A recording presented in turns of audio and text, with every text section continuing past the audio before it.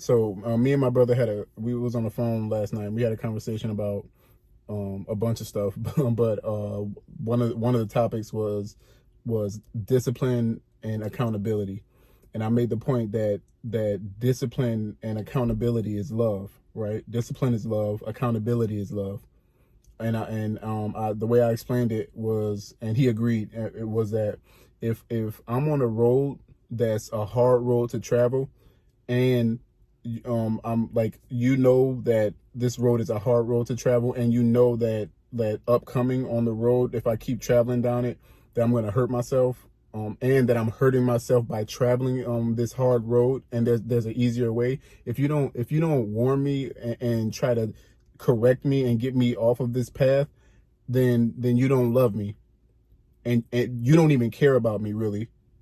So no, there's no love there, there's no care there, because you don't care what happens to me, right? You don't care that I'm being my worst self, or I'm being a lesser version of myself, or the worst version of myself, by the habits that I have, or whatever it is, the lifestyle that I'm living. If it's destructive and it's causing me to be a worse version of myself, and you know that there's a better way, and you don't try to step in and say something to me to correct me, which is and keep me correct. That's what accountability is, keeping up keeping me correct, right? And discipline is course correction, right? Getting me off the wrong track on the right track. That's all discipline is. If you don't do that, then you don't love me, right?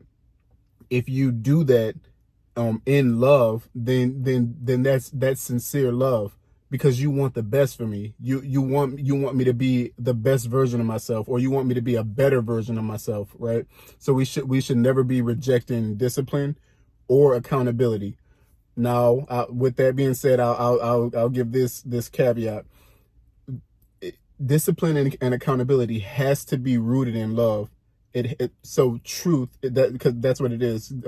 Truth, discipline and accountability is truth, right? You're giving me truth that's gonna help me to be my best self. It might not feel good in the moment. I might not want to hear it, because I want to do the wrong things. I'm not saying I want it. I'm saying whoever the person is that's receiving, the discipline or the accountability, they might not want to hear it, because they want to continue to do whatever they want to do, or whatever destructive behavior they want, or whatever destructive habits, or whatever, they want to keep doing that, and so they might not want to hear it in the moment, but it's good for me, like medicine, right? And Mary Poppins, she said it best. I don't even know if that's her song or not, but a spoonful of sugar helps the medicine go down. So the medicine is good for me, but it's nasty, and I might not want it.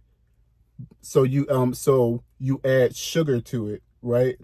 So the medicine is truth, the sugar is love. The love helps that truth go down, right? The love helps the discipline and the accountability be accepted, and it helps it be ingested and taken in.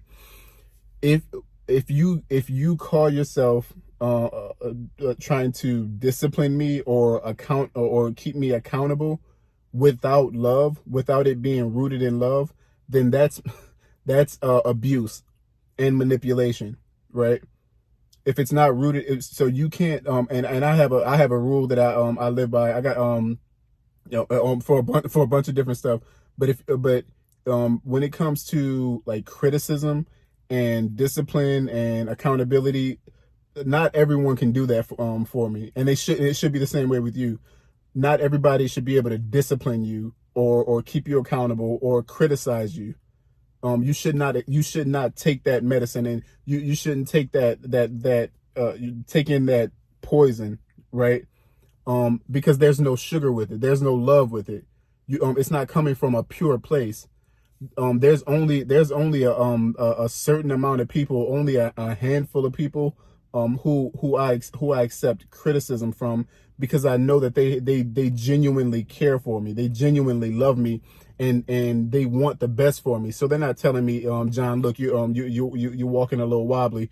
They're not telling me that out of jealousy or hate, They're telling me, look, I want the best for you, and I see that you're a little shaky. You might fall, and then they help to correct me. I accept that all day long.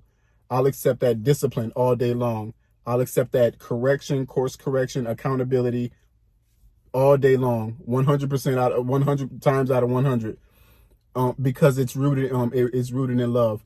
So let's stop the rejection of people who are around us and who genuinely love us. Let's stop rejecting their accountability, and let's stop rejecting their discipline, and let's be more open to it. Let's be more accepting to it. On the other side of that, the people who got placed in your life to for you to keep them accountable, and maybe they've given you access to be able to implement discipline. Let's make sure we're doing that in love, right? Rooted in love, so they can take that in better, and just like, to be real, so we can be more effective. It was so we can get better results. You don't get good results when you try to discipline a person or throw truth at them with no love behind it. It's not accepted. They put their guard up and they block it. It falls to the ground. That's and you wasted both our time. That's all that happens. So yeah, I just wanted to me and my brother had a good conversation as always, but we got to that, and then it got me thinking. I've been thinking about that since last night, so of course I had to make a video about it. I figured it'd help somebody else. And since we're on that topic, or on this topic, God's discipline should be accepted, right? That's not, you don't people don't want to hear that. So when God corrects us, when we sometimes it's not the devil, right? Sometimes it's not whatever it's not people against us, or we have enemies.